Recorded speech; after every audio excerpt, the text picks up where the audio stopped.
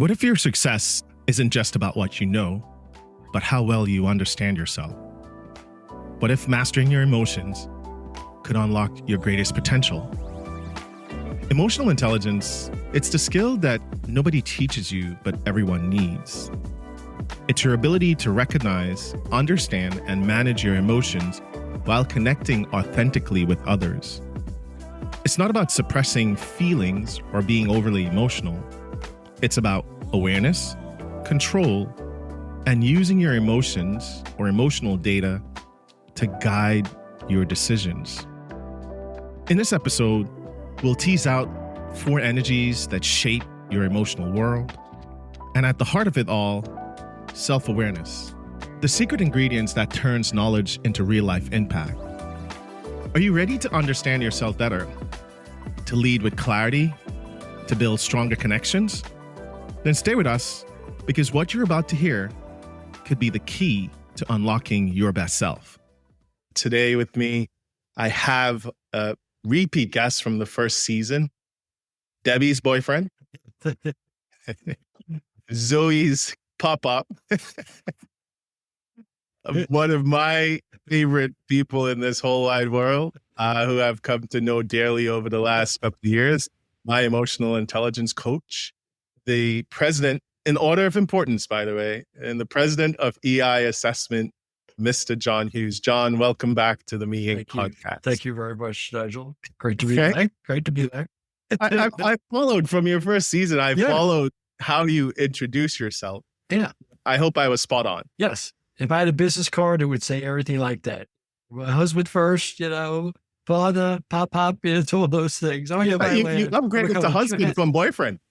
Yeah, that's something where when we were in high school, again, it was big to go out with someone for a month. Right. So it was even big to go out for 3 months. So it's the kind of thing where we celebrated the 5th of every month and some 1972.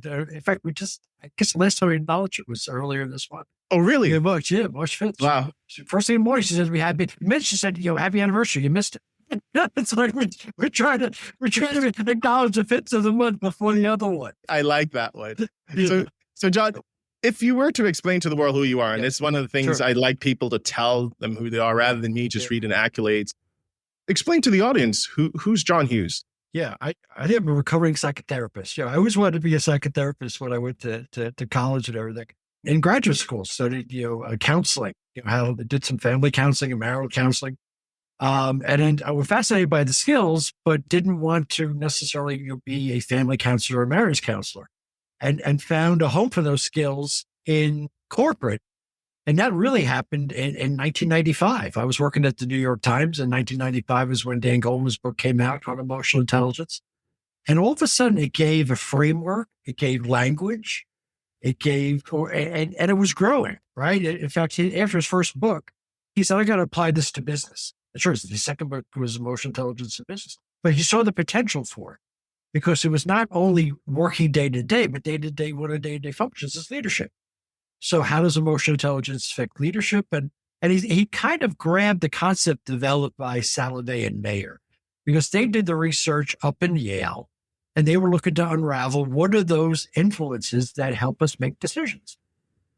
And they found decisions. So they were trying to figure out at what point do feelings affect the way we make our decisions, to what extent.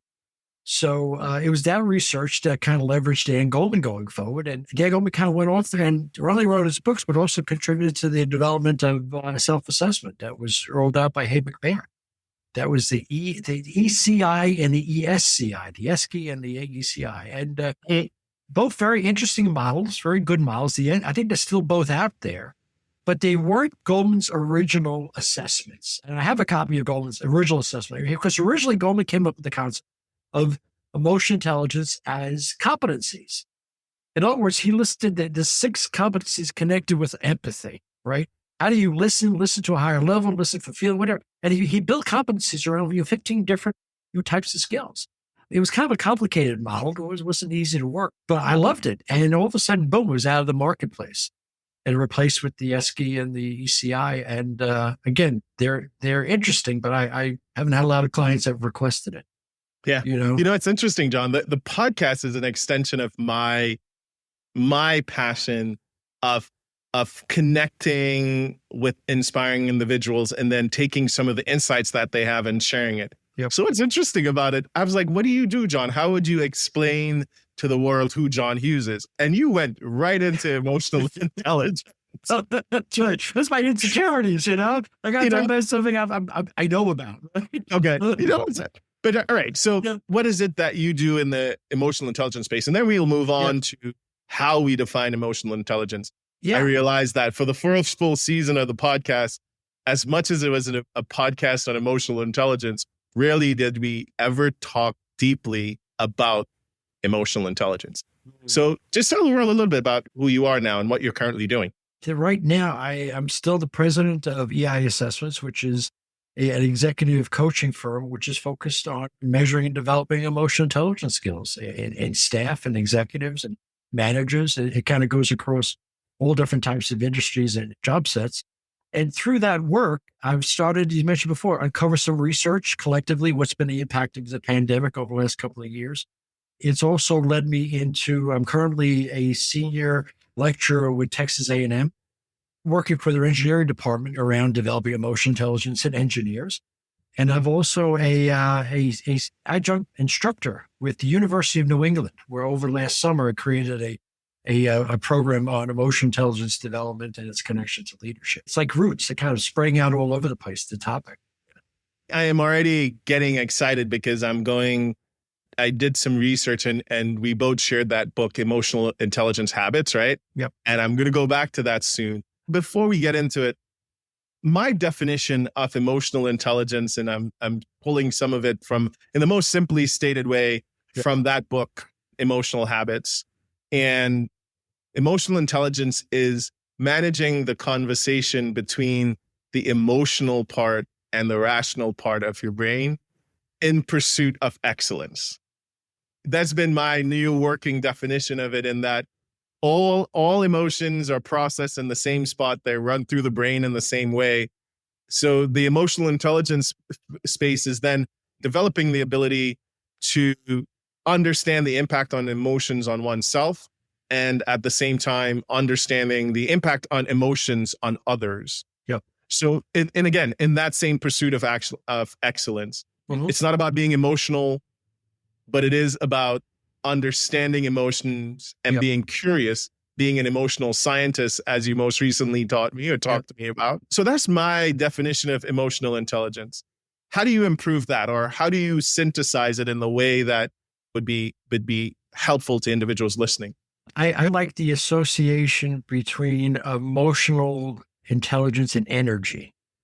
Okay. Emotional intelligence and energy. And I'm referring to the book, The Powerful Engagement, by Tony Schwartz and Jim Blair. And look at the four energies that we have. And the first energy is physical energy. So I always like to know from a client, how are you managing your physical energy? How are you eating, sleeping, hydrating, exercising? And I'm not a physician, but I know if you're doing those things or not, right? It's just kind of your self-reflection. That's number one. So if you're doing all those things, that's going to help your emotional energy. And emotional energy for me, it's knowing how you show up. Just like you said, it's emotional self-awareness. It's your ability to manage stress. It's your ability to connect with other people. And if I have low emotional energy, I'm going to have a hard time doing that. If I have high emotional energy, I'll find the connections with people. I'll be able to put that high energy into empathy, into directing gift, into assertiveness and things like that. The third energy, so if my physical energy is strong, my emotional energy is strong, it's going to help the third energy, which is described or defined as mental energy. And mental energy is your ability to make the best decisions. So if you come into work on a Monday morning and you had a physically draining weekend, so you're not coming into Monday morning strong, means if your physical energy is off, that means you're not ready to start managing stress right away on a Monday. It means you're not making the best decisions. And it's going to affect the fourth energy, which is described as spiritual energy. The spiritual energy is defined as your ability to help other people. Yes, it could be about religious spiritual energy, but I like the definition of, I want to help my family. I want to help my friends, my loved ones. I want to help my clients. I want to help fill in the blank. But it's around emotional energy. It's those two. Yeah, I like that, John. And I rarely use the same buckets, but I do believe, the me in concept again is still to be your best self from a performance perspective, is that you will manage or make investments in your physical, spiritual, and mental well-being. And I really disassociate the mental and emotional energies because I kind of go at it as one and the same. Yeah. But that is worth exploring further. You did my first EQI 2.0 assessment in 2014 or 2015. You also introduced me at the time to the book Search Inside Yourself. You know, as I've said, and if anyone's listened to the podcast before, they'll hear me say those were the turning points, at least from my perspective, in cultivating self-awareness and a big shift in how I choose to walk through the world. I appreciate the assessment tool in that it's not static, it's not based on my preferences, and it gives me a different snapshot of who I am at a given point in time. Yeah. We talked about this in the first season. Every year for the next 5 years, I took my assessment and it was different in some way, shape, or form. I do believe that the EQI 2.0 assessment is not based on my preferences and it follows what's happening or how my life is evolving. So I think that the tool is powerful in that way. You use this as the basis of your self-awareness cultivation. Right. So how do you offer the value add of the EQI 2.0 assessment? From an executive coaching perspective, if I have a client and I have an EQI report in front of me, what I like to do is be able to identify 2 or 3 developmental objectives based on that. And I want to be able to validate with the client, based on this profile, you don't like to give feedback. Is that true? Well, yeah, it's true. Listen, you're going to burn yourself out. Let's talk about that. Based on the data here, you don't like to make collective decisions. You like to be out there by yourself. We got to talk about your ability to build consensus, or you'd like to work alone as a work. But there's usually something in the data that if it's not looked at and considered could be a derailer for a person when it comes to advancing their career.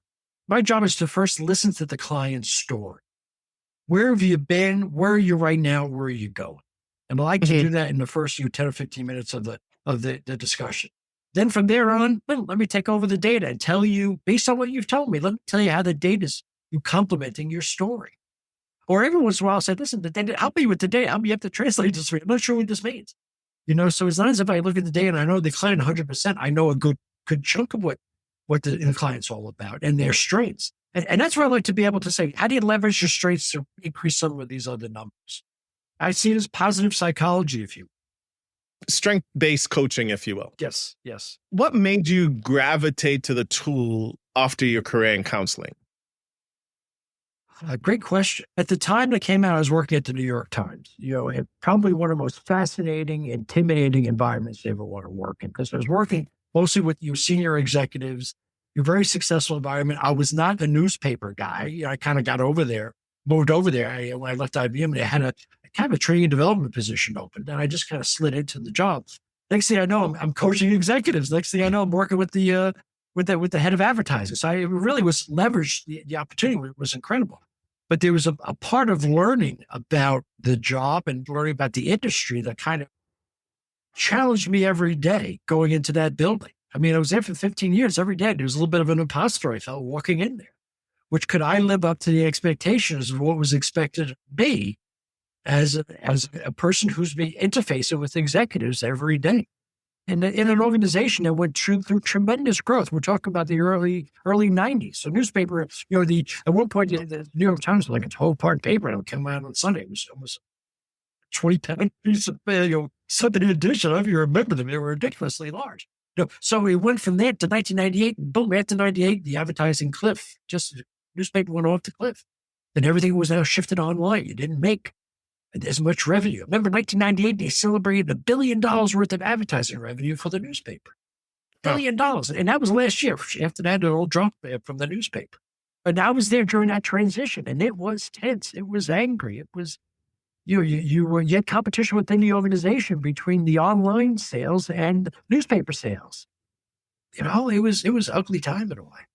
And is that when you found your way to the EQI 2.0 assessment right around that time? It was 1997. I went to the first class that they offered. I was that thirsty for an assessment.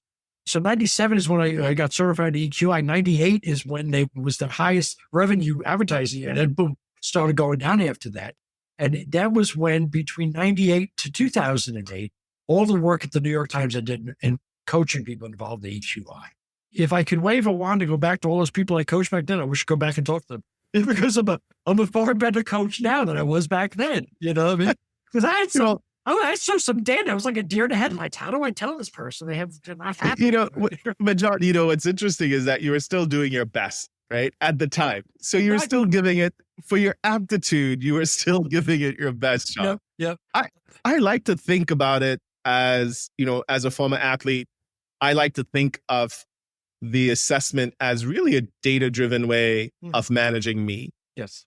Yep. Right? How many assessments have you done? Do you know roughly how many have you done so far? I would estimate at least 25. At least 2,500. Yeah. Over 2,000 since the beginning of the pandemic. Oh, wow. Yeah. That is an interesting one, right? Because I remember when we went through our certification, and, the one of the things I pride myself on being that individual who will stick to you when, you say, come to me with all your question. And within the next year, I self-funded about 60 or 70 of them. Yeah. I just can't imagine how much data that is, right?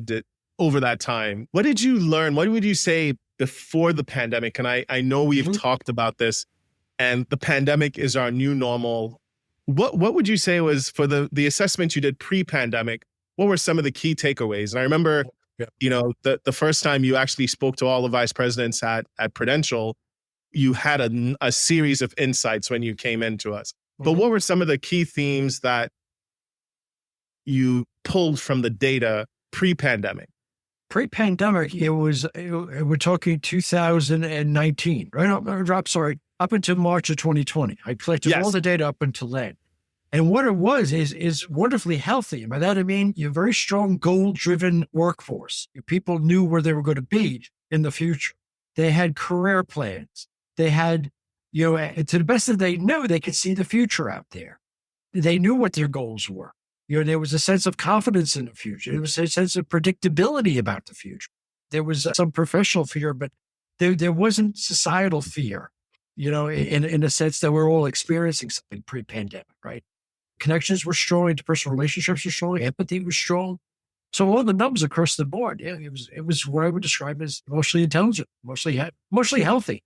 And you can find pockets that were low, but basically looking at the collective data, it's a straight line. In fact, one of the higher numbers was self-actualization, which to me, people feel that they're working towards a future, that they're consciously working towards a future. So, John, you're going in and sharing some concepts or some themes, some buckets. Mm-hmm. Do you mind just quickly running through what the assessment is like and some of the buckets that you just touched on? John, this is going to be your opportunity to coach me, right? Because I think you touched on some terms that I think it's important for the audience to know. So the EQI 2.0, and again, you can help me here, keep me honest. The EQI 2.0 assessment it's subdivided self-assessment that's given in 5 categories with subscales in each of those 5 categories. The categories or the scales are your self-perception, self-expression, interpersonal relationship, problem solving, and stress tolerance.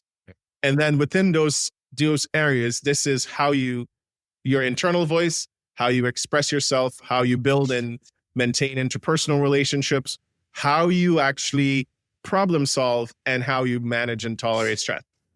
That's as far as I can go, John, in a semi-educated manner. Take it from there. And how do you break it down so that, let's say, individuals get the vast dimensions that the assessment covers?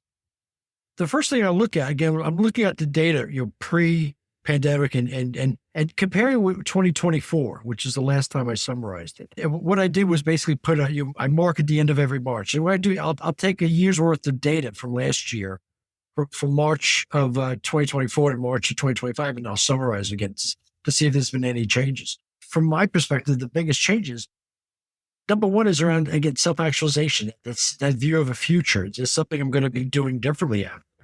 And what's really scary in a way is that some of these scores have dropped and I don't see any movement, in a positive direction. I also see a drop in self-regard, the person's inner voice. There's a lot of people that carry around a lot of inner doubts about the future. We're going back to, pre-election. Okay. This is before the current, your presidential administration. This is how people were feeling. Up until March of last year, there was an increase in the imposter syndrome in the way. And by that, in many ways, by that I mean pre-pandemic, there was also a level of authenticity that you find among a lot of leaders. Where now, because of all the changes, people are feeling that imposter piece because there's a certain amount of change, a certain amount of discomfort that they're anticipating. And as you said before, we're all experiencing the imposter syndrome. I'd say it's at 80% it's high. I would say people are even cycling through even. They're having to deal with more change. Every time there's a change, there's another opportunity for me to question myself, question my competency. And that's all that negativity that people associate with change. How do you define the imposter syndrome? Because I know a lot of people hear about it, but how would you define the imposter syndrome? And from an EQI standpoint, it's showing up really strong. Okay, showing up, again, I'll call myself as an imposter going into the New York Times. Boy, for 15 years, most of the time I wore a suit. I had a tie, white shirt. I walked in there. I kept all my white shirts on IBM. I'd walk in there. I felt confident. I looked like an executive. So emotional self-awareness is there. My presence is there. My strength, my confidence is there. Externally. Internally, my self-regard is, hey, I don't know the newspaper business. I'll don't answer me. Ask me something that I can't answer. Right. It was that that's the imposter piece. And when you think it picks a person new in a job, a person moving from one organization to another, that's where they start to feel that doubt. But regardless of the self-doubt, you still got to keep moving forward. So that's the challenge of the imposter syndrome. But it's a great statistic that 80% or so of us do at some point in time experience the imposter syndrome. The other thing about the imposter syndrome, I went back to the original article that they wrote, which was back in the 70s, I believe. And it was at a time where I think there was a lot of white men that were threatened by women and professionals of color coming into the workforce. So they needed something to push back on this level of assertiveness that they think they can compete with white guys. So they came up with the imposter syndrome. The women who called it the imposter syndrome, if they said, if I could go back in time and rename it, and I would call it something else. They said they would call it the imposter experience because it's not a syndrome. It's not a mental health issue. It was making it sound, if I'm a woman who wants to move their career forward, I need a mental health intervention. There's that labeling of the imposter syndrome that I still use. It's unfortunate, but that's what people connect with. When they talk about insecurities, they talk about being imposters. So we're going back into it. So loss of connection, that internal voice, pre-pandemic. Any other key insights coming from that data? And then maybe we transition into what's showing up now with a bunch of individuals being asked to return to work, et cetera. Yeah, right now you also see a big drop in independence. You see a big drop in emotional expression, a big drop in interpersonal relationship skills, because some people thrive in an interpersonal environment. Most work environments are designed for extroverts. So if I'm an extrovert, high interpersonal skills, being at home, working remotely during this time is kind of pushed back on my ability to connect with people. You see a drop. What remained high was social responsibility, the ability to build consensus. Because that was one area, you see this drop in independence, which means people are making fewer independent decisions around business. They're making more collaborative, more consensus decisions.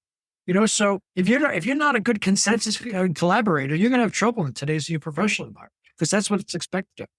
You also see a drop in problem solving and a drop in reality testing. Where does it come from? Reality testing is about questioning. And if the environment is constantly questioning every day throughout the pandemic, think of those mornings you woke up, you didn't know what was going to happen today.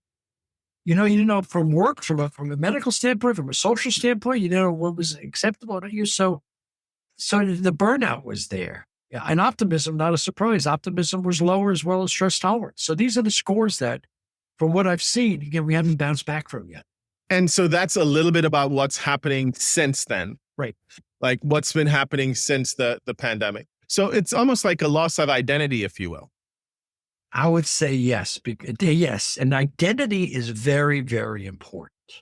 I remember the day after I left the New York Times, my corporate identity was I'm an executive of the New York Times. And the day I left the New York Times, what was my identity? That was the day I got my first business card printed because I needed to be able to say, who am I? It makes sense, right? So if you take all of that, how does, and I already have a transition, but how does how does one support their employees to be better, let's say, coming out of the pandemic? Now we have all of the work from home stuff being nixed, right? Yeah. What can companies do to support their employees? They need to look at what is influencing their decisions. If your decision is being influenced because someone in Washington, D.C. has decided their federal staff has to be in 5 days a week, I think you have to question that influence. Is that influence the best thing for your people? Well, because we went through this long tunnel with the pandemic, and a lot of organizations learned a lot. And a lot of these cultures have been fantastic the way they've gotten through them. And I remember one executive saying, I want everyone back to work. I want to get back to the old culture. What do you mean the old culture? We want to get back to. People have to learn. They've developed your remote skills. Your business, by the way, is thriving. Why do you want to get back to what you think? Because I want to see my people again. Because I don't like this remote thing. In the pandemic, one of the companies I worked at, the senior executive of the CEO had never been home since 1996. And now he's at home and wants to go back to work because he doesn't like it at home. Oh, yeah. His new normal was to be outside. But there is an opportunity to support the staff just based on the data. So if you had the one top opportunity, like I want to make sure my team is okay, that they feel that I fully support them, what is that one emotionally intelligent thing that you would say I might be able to do? I think number one is listen. And what I've seen, based on the data, based on the organization, based on the industry, some managers pride themselves on their ability to tell and direct. In fact, some of my biggest breakthroughs with executives is where I've said, listen, based on these EQX scores, I would want to work for you. And they ask me what? Because you wouldn't listen to me. Why do you say that? Because your empathy is 85 and your assertiveness is 112. And your impulse control is 100, which means that you got to say something, you're going to put it out there. And I would say that you're not interested in my opinion. I don't think I'd want to work with you or for you. And I've said that to clients. Really, yeah, look at the data. And what's it like? This data tells me you cut people off. You're the kind of person that you grab the microphone out of people's hands. Is that true? I've asked the executives, listen, be honest with me. Have you ever cut people off from finishing their statements? Do you do that? Yeah, I do. Okay, well, there it is. Your assertiveness is higher than your empathy. Is that okay for you? It's okay for some of them. All right, well, then fine. And that's why someone like me wouldn't want to work for you, because all you do is tell and direct, and you're not looking to compromise and learn and things like that. Always interesting how adults learn. I think that's the other thing I'm always fascinated. Yeah, I think that is a fascinating one, right? We can carry so easily things from one experience to another without fully stopping or taking stock that we are actually not in that same place anymore and probably don't need to reply or respond as if we're in that same place. That is a good one. Is there anything else that you'd want to share? The one thing I find fascinating about emotional self-awareness, because one of the things you do with a client is you want to make sure that you're constantly contributing to their emotional self-awareness. My standard question is, do you ever practice deep breathing, meditation, yoga, Tai Chi? Do you do any of those? And now what I'm starting to hear is, yeah, I used to do that during the pandemic. Oh, do you do it anymore? And the response is no. So my follow-up was, how did you feel when you did that during the pandemic? And the response is, I felt great. Well, if you did something that made you feel good, why don't you continue to do it? So John, and I appreciate the sharing the data between the pre-pandemic and post-pandemic. Is there any insights or anything that's significant that you're learning, that you're helping clients with in that same way? clients, they've been very open to the data, to having these discussions. There's a couple in particular I think. I mean, it comes down to emotional self-awareness. It comes down to the ability to know how you connect with the culture, how you use your power, how you feel about accomplishing what you're able to do within the organization. So emotional self-awareness, I see kind of as one of those anchor scores where when a person increases their emotional self-awareness, I tend to also to see increases in empathy. Because the concept here is the better I understand myself with awareness, the better I can understand you. What's interesting is emotional self-awareness seems to have dropped a little bit more than empathy. But almost across the board, all of our, compared to pre-pandemic, all of our emotional intelligence skills have dropped a bit. And why do you think that is? I think because we have all experienced a pandemic that has left us either feeling as either stronger or weaker. Either we're victims or we're leaders. They just naturally fall into a victim mentality. Oh, wow. Okay. The pandemic happened to me. Didn't happen. It happened to all of us. No, it happened to me. Every time it happened to me. They have the ability just to kind of focus on themselves as focus on everybody else. So that's a dynamic that, sometimes you can't take for granted. Some people just don't see that stuff. From an emotional self-awareness perspective, is there any other insight that you've gleaned from that portion of it, right? So in the pandemic, we're home, everyone was walking, everyone was outside, people were finding yoga. Yep. Any insights there on how that is being impacted? There was a national and growing, almost international acknowledgement that we are under stress. The norm has been thrown out the window. The pandemic has changed all the rules. The pandemic has introduced a level of fear, a level of sadness because of all the deaths, a level of anger, right? So all these very strong emotions were bubbling all over the place. And whether or not it was either mental health professionals right up into HR professionals saying, we got to take care of our workforce. Well, how do you do that? It's emotional self-awareness. It's deep breathing. It's meditating. It's yoga. It's Tai Chi. It's doing something to spend some time with yourself, to get yourself renewed. Sometimes people do it first thing in the morning. They start the day off very strong. But the recommendations back there is you have to take care of yourself before you take care of it. That was it in 2020, 21, 22, 23. And all of a sudden, that's kind of slacked off. I know a lot of people, like I said, they used to do it, but they don't do it anymore. So say that again. Spend some time with yourself. I think what has to happen is that you need some time every day to think about the day, to think about what you need. And the earlier in the morning, the better.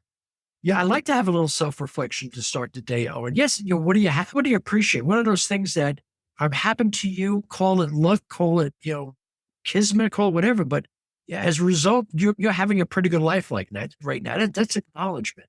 And then looking out on how you want your day to go, how I want the week to go. I look into the future sometimes, where I want to be a year from now, 2 years from now. And that's why I start my day. And that's what's going to get me forward. And that's what I recommend to people. Healthy executives activate their brains before they get out of bed in the morning in a positive way. They embrace the day, just like Olympic athletes embrace the day when they get out of bed. They activate their brains thinking about their workout. They activate their bodies thinking about their competition. So the time they get out, or do whatever they're doing, they're fully engaged, right? There's something about that where it starts getting out of bed. I had one executive, I asked him, what do you say to yourself when you get out of bed in the morning? This guy curses. He goes, did you say that to yourself? You're like, by yourself, you're cursing at yourself. That's a great start the day. Can we find something more positive to say? Just you're entitled to a good day. It's going to be a great day. Give it your best shot. Even it's something. Debbie was going to be carpe diem, right? For the 15 years I worked at the New York Times, it was always carpe diem. Seize the day. A quick pause. If you're finding this conversation in emotional intelligence valuable, imagine what could happen if you put these insights into practice. Take a moment to reflect. Which of the 4 energies do you think shows up most actively in your daily life?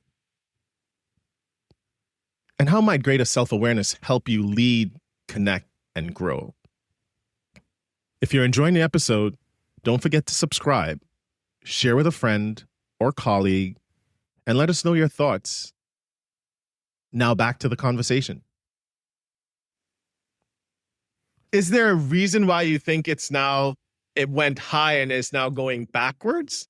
Well, I think the level of stress has dropped because people are back at work. People go back 5 days a week. People are planning vacations. Kids are back at school. So there's a certain amount of normalcy that's returned. But we're working in a new administration. And this new administration is known for disruption. All But right. that's what I was going to say. If we were going back to a new normal, Uh-huh. and this is a good segue into all the social stuff that's happening, all the stuff that's happening in Washington now, Yep. and how it's impacting all of us. But if we were going back to a new normal, that, I guess agents of chaos that's Yep. actually there, it's now another new normal Yep. where all of those skills are coming back front and center, right? Yes. Yep. That Yep. understanding yourself, checking in with yourself. Yep. It was maybe 3 weeks into the new administration.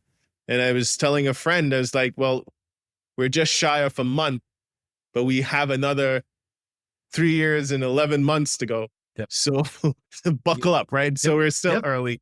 Yep. So what would you say? And just segue into this, with all the stuff that's happening now in the social landscape, the deconstruction of the DE&I efforts and everything else. What do you think about that? What do you think is behind that? What do you think is driving that from an emotional intelligence perspective? It's this emotional detachment of how these changes are influencing real people. It's just that simple. You're making major changes to major agencies that have taken years to be formed to get to a certain level of influence out there in American society that I think are supposedly doing good work. And if they're not doing good work, then surgically remove them. But this concept of a billionaire walking around a stage with a chainsaw to be able to make us a better country, it just doesn't add up for me. So what it does is it creates anxiety. It creates I think a feeling of, what am I watching here? This is surreal. This is not what I voted for. This is not what people died for in the years gone by. This is not what I want my kids to live with, my granddaughter to live under.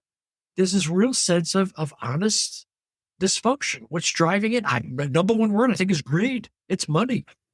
Listen, John, I joke about this, and it's actually really interesting in that, so many of us are not necessarily impacted directly by what's happening, and it's easy to be apathetic to it, right? I think when we were in our coaches roundtable, one of the things that you brought up was that detachment of leaders from what's actually happening in the workforce or what's actually happening around them, and how that can actually lead us astray, right? I think that is something that is so important to be mindful of. Because, you don't just see it in Washington, you see it in many of the organizations that we work in. There are some leaders who are just detached from the reality of the day-to-day interactions and what everyone else is doing, right? So, and I don't know, that's the concept that's in my head. What are your thoughts on that? It's funny, to survive in this world, you need a level of detachment sometimes.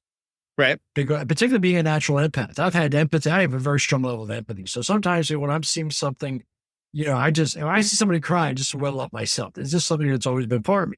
So take that tendency and put me in an environment where I have to terminate someone for theft. And that person starts crying. Do I cry? No, I don't.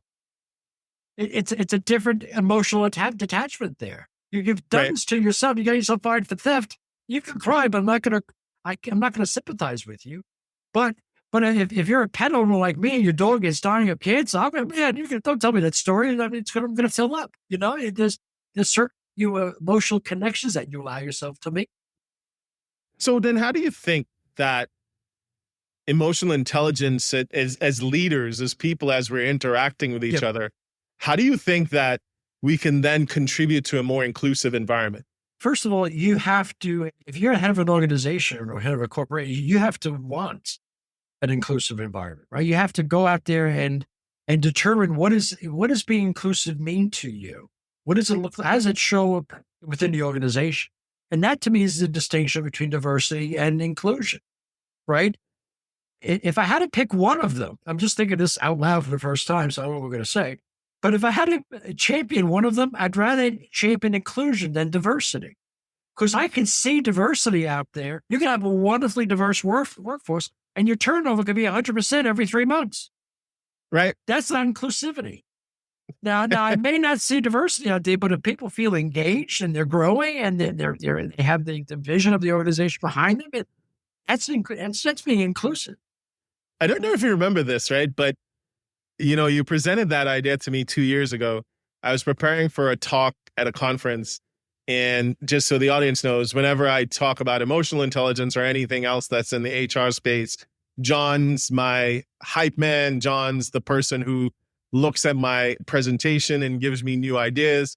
And you actually did talk about these, that you did share at that time that diversity is something that you can see and inclusivity is something that you would feel. Yeah. And I actually used that in that presentation. And I did take full credit for it, John. I did not give you any credit for it. Good. But just so you know, I stole from somebody else, I'm sure. Okay. All right. So then we're good. So you're saying that leaders, it starts from the top, but let's say I'm a middle manager and I'm still leading people. Yep. I think one of the interesting things that I think that a lot of the emotional intelligence work, a lot of the personal development work are conversations and self-leadership. So is there just any insights that you can share on how we can actually, in a day-to-day interactions, make that effort to be more inclusive? I would say empathy. What would you say? If I'm the leader of an organization, I always like having clarity as to who's doing what. It's similar to when I take on a new client. I take on a new client. First thing I want to know is, do you have the best people? Do they know their roles or responsibilities? They know how to make decisions. Kind of the nuts and bolts of a business. And one of my favorite activities was for you. You have a team of 7 people. Everyone takes a flip chart. And on your flip chart, I want you to write down your roles and responsibilities. Those things what are your deliverables? Then I want you to write down the decisions that you make. And then I want you to write down what are those activities that you don't like to do, and what are those activities you wish you could do. So fill it up on a flip chart. And then everyone walk around the room and read each other's flip chart. And then when you're ready, everyone's going to present the content in the flip chart and answer any questions. Because what that builds is it builds clarity as to who's doing what on our team, who's responsible for what decisions need to be made. So there's always some business basics that have to be revisited. And that's with you setting the right roles and objectives for the team with the best people. In this current time, what's something that you think from an emotional intelligence perspective that a leader, and not the CEO at the top of the house, but what a leader can actually do to create that more inclusive environment? And what's that one insight that you think it would be? I think there has to be listening opportunities, because what everyone's experiencing, just like during the pandemic, it's new to them. And those leaders that are creating some listening space, you checking in with their people. If you remember the pandemic, at the initial months of the pandemic, there was a Friday afternoon kind of get together, or there was some kind of social event that was there. And that faded off as it should have. It was kind of thing was artificial sometimes, and people don't want to keep it up. But there's something to be said for checking in with your people. Right. So I think getting down to ground level as an executive to know how your people are dealing with things, particularly with some industries that are being, again, affected by Washington right now. There are some decisions, some organizations don't know what decisions to make right now because they're not sure how tariffs and everything else are going to be affecting them. So that's going to have a ripple effect of anxiety within the environment. So I think executives need to be really focused on what's the break point with this anxiety? At what point are these distractions going to hurt the business? Because it's going to undermine our potential. The important part of that conversation, right? We're still, in many of us, doing knowledge work. The more at ease the nervous system is, the better people would actually perform, right? I think people also want to know levels of influence. If you wake up tomorrow and all of a sudden say you have to be in there 5 days a week, 9 to 5. First question would be, why? Why are we doing this? And if someone says to you, well, because, the administration, doesn't feel people should work remote, how are you going to feel? I think a lot of people are wrestling with that now, right? Yeah. And the pandemic forced on us a new normal that now people are asking us to move back in the opposite direction of. I'm going to say the pandemic forced learning on us. It forced us to learn. It forced us to do things differently. And some organizations have stayed with that learn.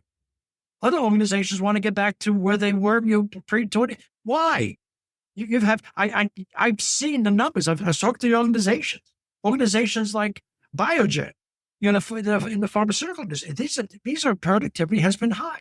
It hasn't pulled back. It wasn't pulled back during the pandemic. That's what's interesting, right? So about the whole emotional intelligence conversation, there's so much happening. Return to work, the DE&I portion of it, the fear about what's actually coming down the pike with the new administration. What advice would you give from that emotional intelligence standpoint to manage through such a charged atmosphere? I would say, part of this syndrome in Washington is to get people to disengage. Part of it, because I don't know anyone who knows everything that's going on everywhere. It's just every industry. You can't possibly say, I need a full-time job to stay on top of all the craziness that's going on out there. My definition of craziness is change without reason. That to me that's my definition of craziness. So what I'm seeing coming out of Washington, it's crazy. That's an interesting one, right? Managing change is one of the ways to actually stabilize our nervous system, because a lot of what's happening now, we won't have a choice in. So it's outside our locus of control, but we still have to actually move on, right? So I think that dovetails really good in for us. So I now we say emotional intelligence is important to managing you through change. If someone wanted to go out to start cultivating their emotional intelligence, what is that foundational first step? I'm always going to pivot back to once I create clarity for the future, where I want to be in the future, where I want to be 3 months, 6 months, a year from now. I have to have that conversation with myself. I have to have that validated with people who are going to be on my personal board of directors. Who are those people I can go to for feedback? Who are those people I can go to support? Sometimes it's called a circle of support. Sometimes it's called a network. I always like the board of directors concept because these are people that are there for me. You have to have a board of directors. I would probably say back during the pandemic, yes, people had board of directors. They would tell you, who their go-to people were. We've lost that a little bit. So I think right now you need to you kick up the networking as well. You stay in touch with your industry because a lot of industries are under fire right now. For self-inflicted, tariff wounds from what I can see, right? So that's why there's a level of intellectual insult that's there. Wait, why are we doing tariff? Why are we doing this to ourselves? Why are you reducing U.S. aid across the world? Why are you putting people at risk? What's this? Why are you ruining the reputation of the United States? What's the reason? And no one has given that to me. I haven't heard from anybody. All I hear is a lot of bullying going on, but no logic. I think that's the thing that really has, as much as I appreciate emotion, I'm missing the logic to what's going on there. And I know emotion alone, it's dangerous. So the foundational part of it then you would say is understanding, curiosity, having a direction, and not retreating from what's happening now, but leaning in more to others, right? So it's not becoming reclusive, if you will, right? Curiosity is incredibly important. I think curiosity is the difference between having a fixed mindset and a growth mindset. Someone with a fixed mindset knows everything. They're not curious. So it's not throwing your hands up, because everyone hears, a growth mindset and a fixed mindset. It's tossed around often. In my head, it's what I say many athletes would understand, because they wake up every day trying to be a little bit better than they were yesterday.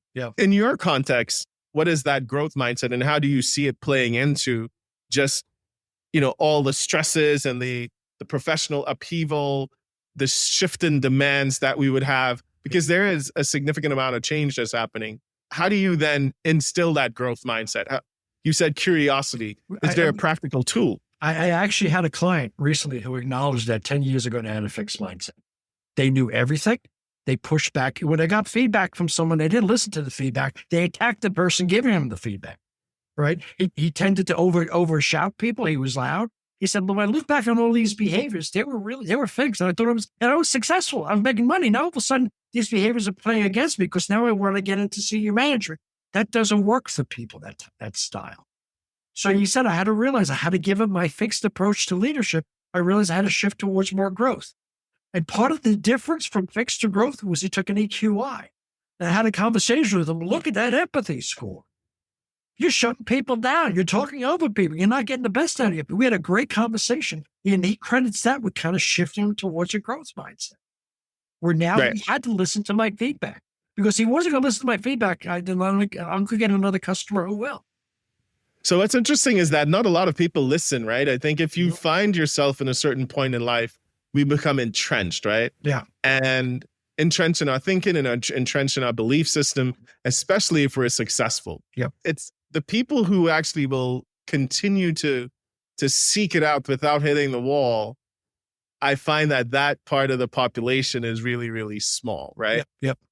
You know, so that's just my thinking and some of the work that I'm doing. Yep. What are some of the concepts and new things in the emotional intelligence space that you are exploring now? What are you learning? Back to that same curiosity, growth mindset. Mm-hmm. What are you learning about emotional intelligence that has you excited? What I like is the intersection with technology right now. And by that, I mean, I don't use many apps. I have a couple of apps on my iPhone, but I found one that I definitely recommend. The name of the app is How We Feel. And it was developed by Yale School of Emotional Intelligence. And what you do is you set it for a couple of times a day, once or twice, 3, whatever. And it checks in with you. Say, hey, how are you feeling? And when you check in with it, it gives you a graph of different words so you can kind of put in what you're experiencing in the moment and why. And it starts to track over the week or month exactly how you've been feeling, your highs and lows. It also offers some resources like deep breathing exercises, things like that I found you're really very strong, very powerful, very accessible. So to me, that's something because what it does, it reinforces emotional self-awareness, which is that cornerstone skill that every executive needs to have, every leader needs to have, knowing how you show up, knowing the kind of culture that you're creating, knowing the kind of culture you want to create and moving in that direction. That is a really good one. You actually introduced me to the idea of how do you feel as checking into yourself with yourself. Yep. And if, one of the things now I start with, how do you feel at most of my presentations? Yep. And is the nuance part of life is much more complex than happy, sad, or mad. Right? Yep. And that mood wheel is something that you are now near and dear to. You want to just go a little bit into the mood wheel? Yep. Because how you feel is so important in how you show up. Yes. It's your calling card. People read that right off of you. They could read that level of confidence. So they read that approachability, or like around interpersonal skills, right? How approachable are you? I've met some professors in college, professors, and I said, listen, your interpersonal skills are really low, and your service is really high, and your empathy is really low. He says, what does that say about me? It says that you don't like people coming up to you. You don't like being approached. He goes, yeah, that's right.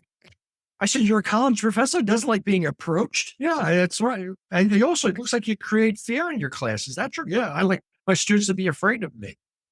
I said, well, tell me, professor, how do you, by you creating fear among your students, how does that help the learning process?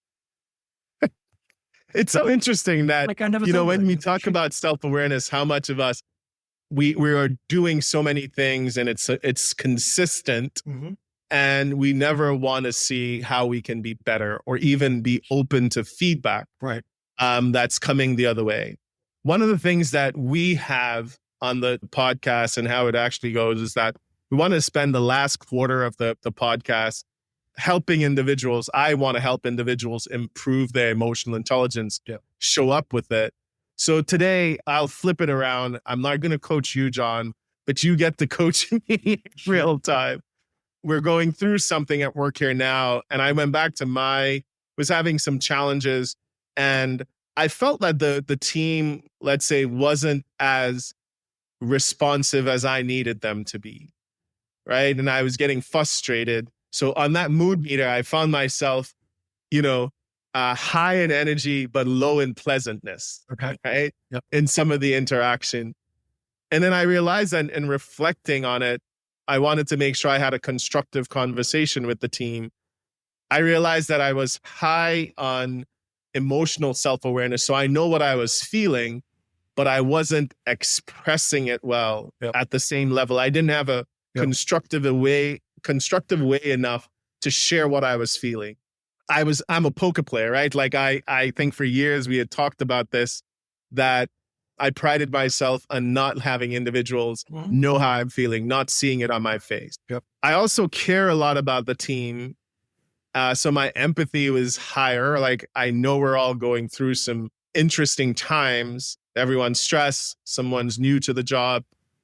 So I wasn't being as assertive as I would need to be. I wasn't speaking up. I wasn't asking for what I needed. So I want to go through this exercise with the team where as we go through any cycle, we're going to go with what we learned and one thing we would actually improve for the next cycle. So you're hearing these things, John. What's your feedback for me as the things that I can work on? I did check in with my assessment, and that is, some of those subscales are structured in that way that it makes sense what I just said. What do you share with me? How often do you meet with the team? Just out of curiosity, how often do you guys get together physically or virtually? We're together maybe once every few weeks, but we are on virtually all the time. It might be interesting to ask two questions of the team. Okay, since let's say you meet once a month. Okay. The first question for the team, and you're going to answer these questions. First question is, when you look back on the last month since we last met, what's one or two things that you're really proud of that you've done for the team, for the company, for the customer, for the client? There's two or three things that you can think of that you're proud of. Okay, everyone got that question? I'm Nigel. I'll start. Since we met last month, I did this. I'm really proud of it, and that I'm really proud of it. And go around the table. Mary, what are you proud of? What have you done? And people might be looking at you, why are we doing this? You kind of think. And you say, come on. You might remind people of what they did well that they may have forgotten about, right? Go around the table. And when you finish, you might say to everyone, listen, that's a moment of celebration. That's a moment of acknowledging that we do good things on this team. And we need to really stop every once in a while and acknowledge it, right? It's encouraging the heart.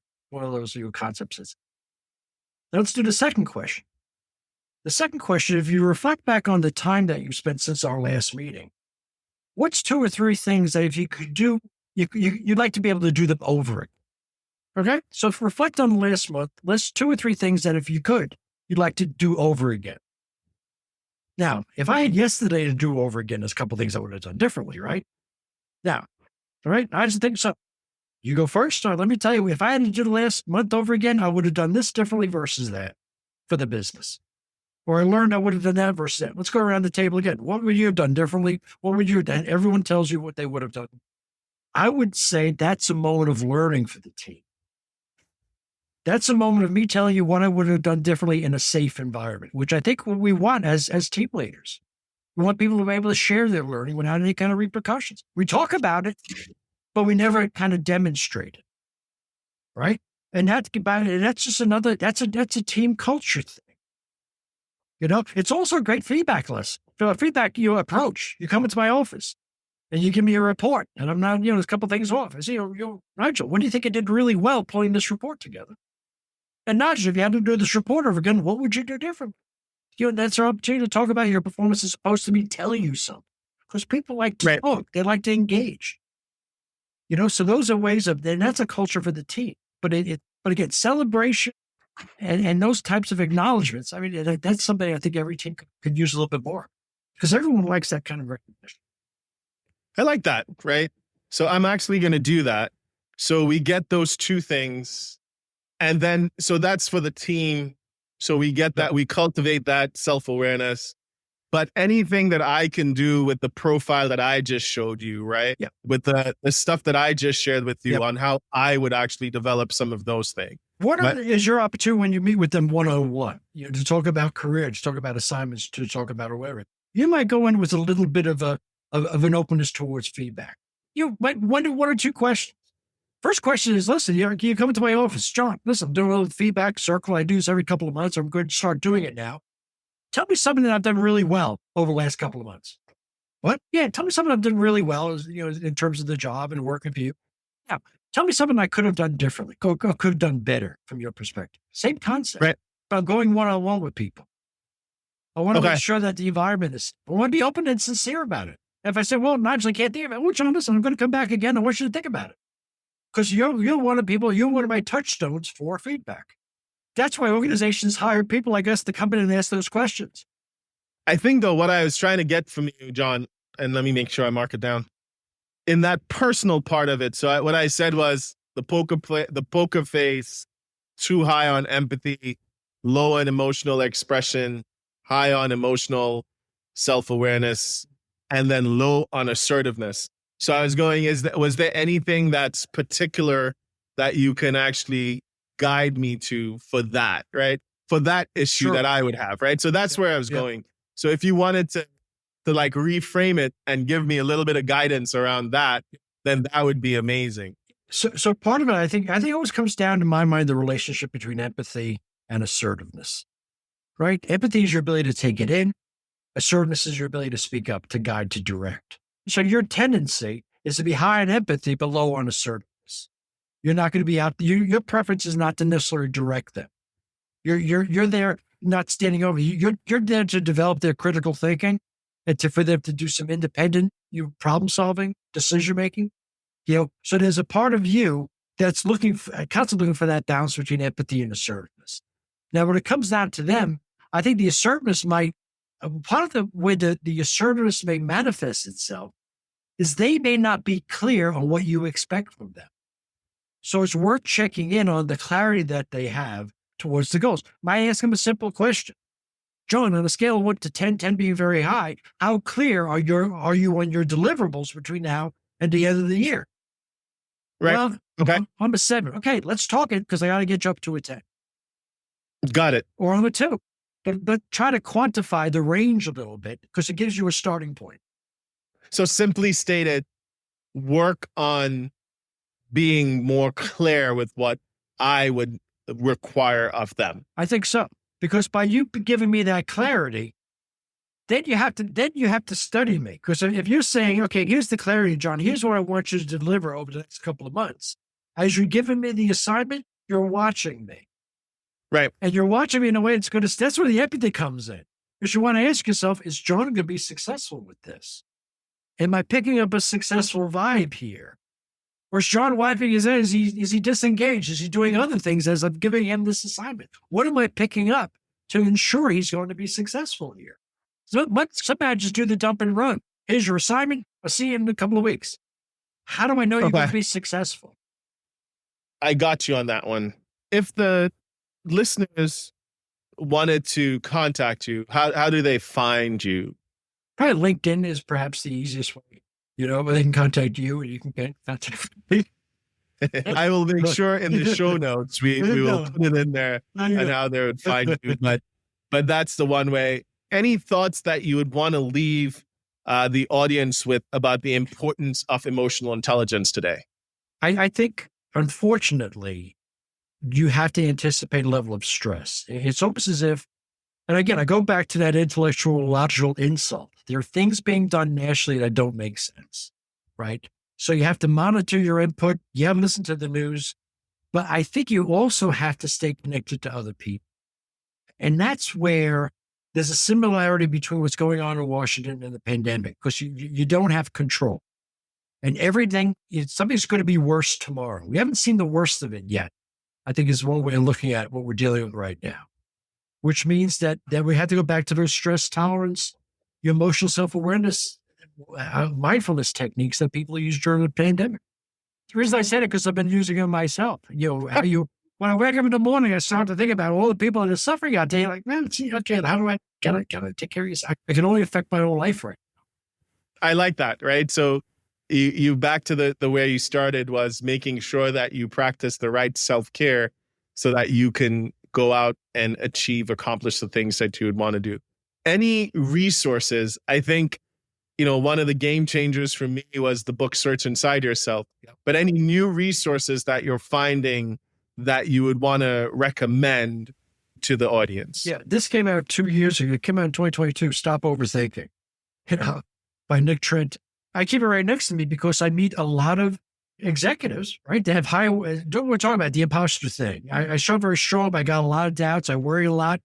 That means in the middle of the night, I'm waking up and worried about stuff. What that's Right. if I'm worried in the middle of the night about a decision I made, it's going to affect my physical energy. I'm going to be grouchy. I'm not going to be able to take on the next day. That's why taking one of these 23 techniques to relieve stress, stop negative spirals, declutter your mind, that's the kind of stuff people need, just like during the pandemic, because we're entering a tunnel of change right now. And we have no idea how long that tunnel is, how long it's going to last. But that's going to happen for at least a couple of years. So, it's long term.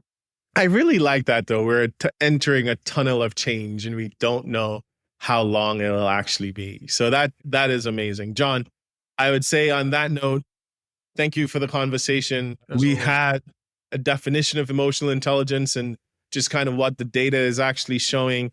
To anyone who is listening, this is what I geek out about. If you have a question about this, if you want to get an assessment, if there's anything else that you want, like there is someone here who would actually be able to help you, myself or John, or if you are just curious about the subject matter and want to talk about it. I know John talks about emotional intelligence as much as he possibly can. I will be happy to do the same. So as we're wrapping up, Debbie's boyfriend, now husband, thank you. Zoe's pop-up, thank you. And John, you continue to be one of my favorite people. I should say on the last note to the audience, John's commitment to his own personal development is that in the last year or so, he's actually taken on editing all of the videos that he would put out himself. So I get to look at it, but I'm always inspired because he is so much better than I would be now. So John, it inspires me to stay in that continuous learning space, man. I appreciate you taking the time. Thank you. And until the next time we speak, take good care. Stay well. All right.